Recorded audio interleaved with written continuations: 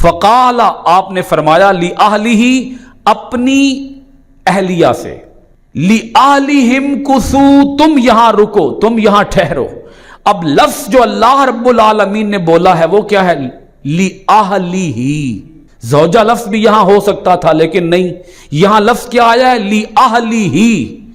اس سے پتہ یہ چلا کہ جو بیوی ہوتی ہے وہ اہل میں شامل ہوتی ہے، بیوی کو اہل سے نکالا نہیں جا سکتا۔ قرآن کی یہ آیت اور یہ لفظ بتا رہا ہے کہ ہمارے آخری نبی جناب حضرت محمد الرسول اللہ صلی اللہ علیہ وآلہ وسلم کی جتنی بھی بیویاں ہیں وہ اہل بیت میں شامل ہیں۔